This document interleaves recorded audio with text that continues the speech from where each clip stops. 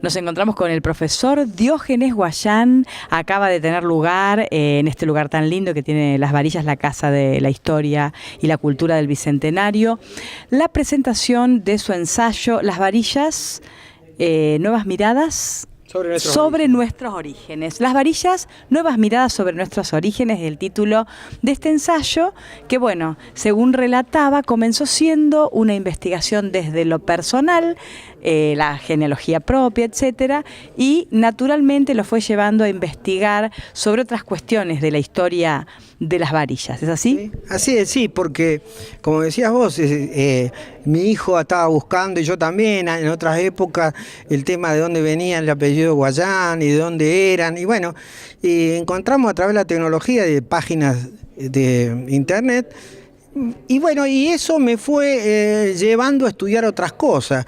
Digo, ¿y qué hacían en esa época? ¿De dónde venían? De una pregunta, es decir, nuestra formación científica, de alguna manera yo soy un profesor de ciencia, siempre lo que es dudas, como decía, siempre dudas y una duda te lleva a otra y bueno, y uno la quiere saldar. Y así dije, en un momento me encontré que había descubierto un montón de cosas que en las historias anteriores de Las Varillas no estaban, y dice, no puedo tenerlas solamente como producto de un tema genealógico. Entonces me le propuse escribirla y la escribí.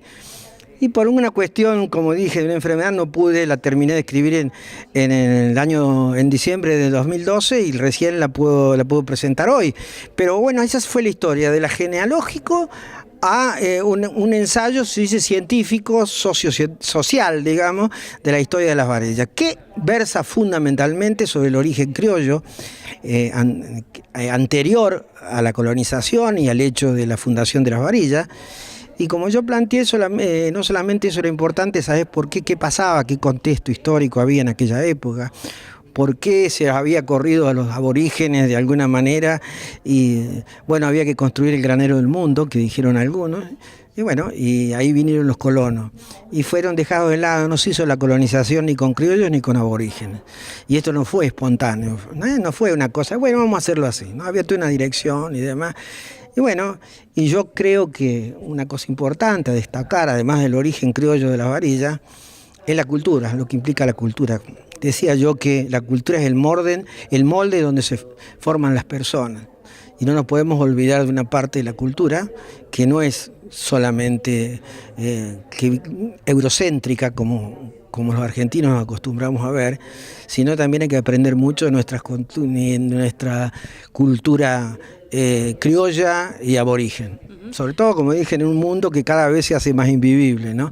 Y eran más sabios que nosotros. No sé si sabían más, pero que eran más sabios, vivían en armonía con la naturaleza los criollos. Y bueno, eso es lo que quise rescatar de alguna manera. Bueno, sí, realmente ha quedado claro este mensaje, sobre todo en una zona en la que usabas la palabra eurocéntrica, reconocemos como hegemónicamente y como prioritario el componente europeo, y muchas veces lo mandamos como a un segundo plano al componente nativo y criollo, que bueno, forma parte de nuestra cultura, y en esa relación sabia con la naturaleza, también aprovechaste a recomendar algunos libros que te llevaron a investigar sobre cómo se relacionaban con la naturaleza. Sí, bueno, recomendé sobre todo aquel que quiere saber qué pasó con nuestros aborígenes, la historia. Es un libro que se llama Nuestros paisanos los indios, de Sarasolo.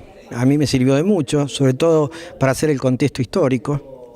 Después, para reivindicar las filosofías aborígenes o criollas, el libro de Zaffaroni, que la Pachamama y los humanos, y un libro que estoy leyendo sobre los aborígenes y su cultura, de un antropólogo Kush, que vive en Maimaray, que lo estuvimos visitando con mi señora hace un tiempo.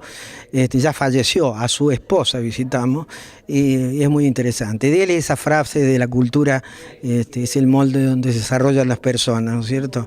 Y bueno, entonces en ese molde nos estamos desarrollando nosotros, pero nos faltaba una pata, y yo quise ponerla, la pata criolla, ¿no es cierto? Está bien, la pata criolla entonces presente. ¿A qué época te remontaste en esta búsqueda? Y bueno, lo más viejo de esta zona es posterior a 1850. Fíjate vos que el último, eso no lo dije, el último incidente con los aborígenes en 1870, en Fraile Muerto. Bueno, en 1870 ya estaban mis antepasados acá, pero ya aquello era esporádico. Ya no había el Fortín de los Algarrobales, origen del pueblo del Fortín, tampoco existía más, porque ya los mocovíes y avipones, que eran los que venían a hacer malones para estar, tampoco existían. Entonces los criollos se fueron acomodando a donde no los molestara, donde pudieran hacer su vida como estaban acostumbrados a través de siglos, ¿no es cierto? Y se vinieron para estos lados. Bueno, después vino la colonización que los dejó de lado, a ellos, a los que eran dueños de la tierra, ¿no es cierto? A los aborígenes y a los criollos. Estaban, como dije yo, flojos de papeles los criollos.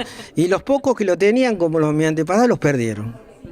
Perdieron las tierras. Bueno, todos estaban en esa época flojos de papeles, sí, ¿no? Sí, sí. Decíamos entonces que la historia comienza en esa época y no había, en tus investigaciones confirmaste esto de que no había asentamientos aquí en esta zona. Urbanos no, pero la historia se olvidaron de dos que eran muy importantes. Ninguno de los libros anteriores nombra ni a San Antonio de Litín ni a San Agustín. Muchos más cercanos se nombra el tío Villa del Rosario, y San Agustín es tan vieja, no es vieja como Villa del Rosario, pero desde antes de nuestra Revolución de Mayo ya figura el paraje San Agustín. Es más, no lo dije también, que es una cosa interesante, un grupo de criollos le donan al ejército del Alto Perú 30 caballos para la gesta histórica. ¿De dónde salieron? De acá, de San Agustín. Dije, Mamerto Esquiú estuvo en el oratorio dando misa y demás. Hubo un decreto en el cual se definía la creación de una escuela en 1900, o sea, cuando Las Varillas, bueno, hay una discusión si 1900 o 1904, cuando Las Varillas todavía no había nadie viviendo, bueno, allí había un decreto diciendo que se iba a hacer una escuela. Después no se hizo porque hubo una gran inundación y porque pasó el tren, y el tren llevó a la gente que vivía en San Agustín a Sacanta, hoy Sacanta, porque había otra Sacanta anterior, y al Arañado o Las Varillas. Te encontraste realmente con muchos datos curiosos y que realmente no están publicados, pero las fuentes que vos utilizaste están disponibles, decías, sí, muchas de ellas. Sí. Como dije yo entré en páginas de internet de que Family Search, que lo tienen los mormones, y lamentablemente esos archivos están en Estados Unidos, pero filmografiaron, por lo menos en Córdoba filmografiaron el censo de 1895, que es la base de los datos duros, de donde yo pude reconstruir mi árbol genealógico y la historia de Las Varillas, y también de datos eclesiásticos, ¿no es cierto?, que eran los registros.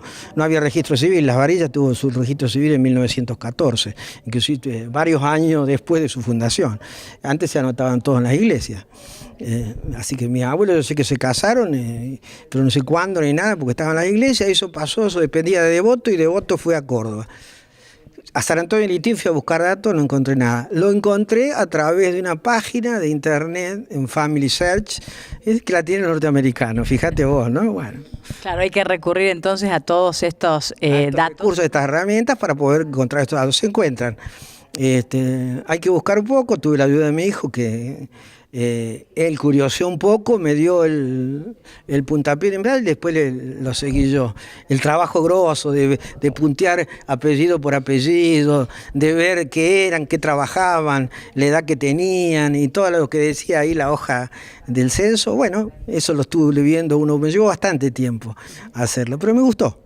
¿Te gustó? Fue una experiencia que realmente, bueno, se notó, y cuando la presentaste aquí, sí, que te hizo, que fue reveladora, ¿no? Sí. Para vos y también para toda la gente. ¿Cómo viviste esta noche de la presentación? Bien, muy bien. Es decir, algunos me felicitaron por la exposición, que fue amena y demás. Yo les dije a todos, no tengo que olvidarse que yo tengo 21 años de docencia, entonces eso me ayudó mucho, más allá de los datos, ¿no es cierto?